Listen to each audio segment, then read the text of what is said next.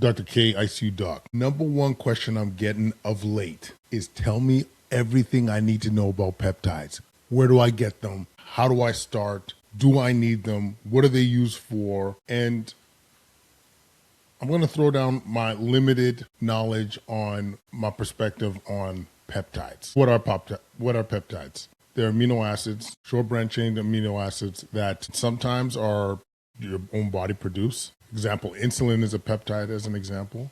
But you're hearing about all these different types of BPC 157, the GLP-1s. And so let me just break it down for you in terms of categories, at least from my perspective. We have the peptides that help from a metabolic health perspective. So the GLP-1s, the Ozempics of the world. There are peptides that help out from a tissue repair perspective. So you're hearing about the BPC 157 as an example. Then there's another branch that you're hearing about in terms of muscle development, precursors to growth hormone that get you fit, okay? And so I'm going to focus on the first two. So GLP-1, you've seen them on the news in terms of the Ozempics of the world. And what's the advantage of taking the GLP-1? Suppresses your appetite, makes you less cravey, and it's been shown to be an effective way to lose weight and to reverse and improve on your metabolic health.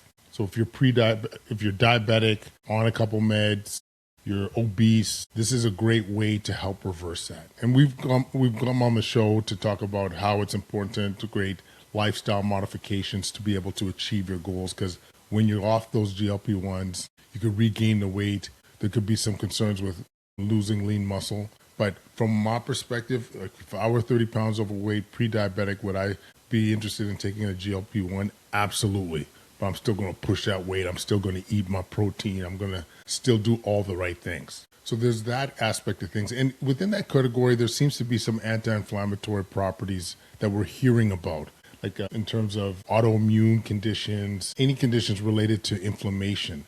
There seems to be a signal that these drugs can help improve these conditions. Is it definitive in the data?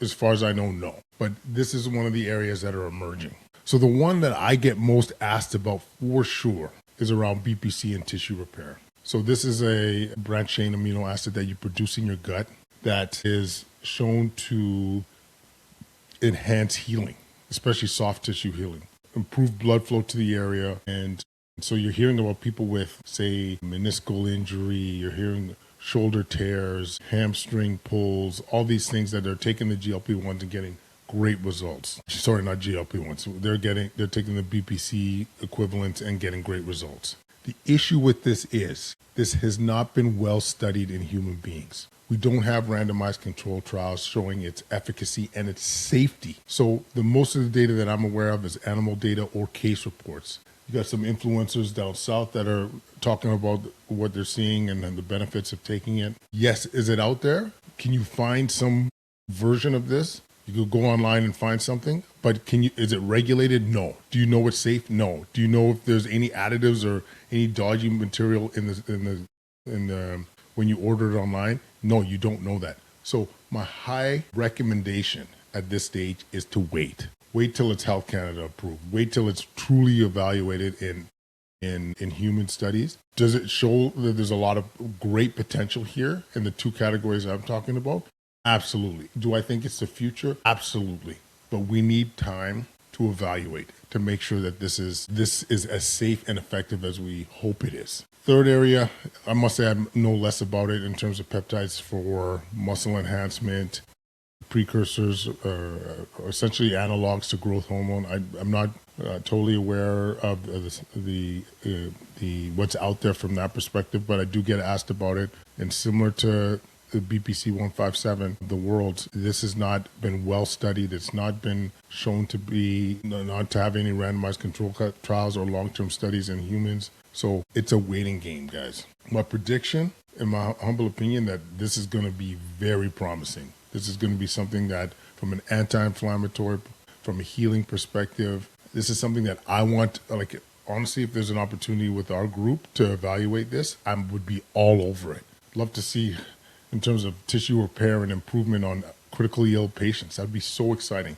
I mean, I only have so much bandwidth, so I know my research team, if they're listening to this, I'm not saying we're doing this right away, but if we have the opportunity, if the opportunity comes on our plate, we got to dance. This is really exciting. It's emerging. I'm hoping with the amount of scientists and the interest level within the nation that we do get ahead of this and really evaluate this in a thorough manner so we could confidently say in one direction or another that this is something that we should be looking into. But we need time, guys. So moral of the story is promising, emerging data in terms of peptides, but we need time. We need to evaluate this. And for me, because of how popular and how the level of interest, I think as a nation, we should prioritize this in terms of the evaluations.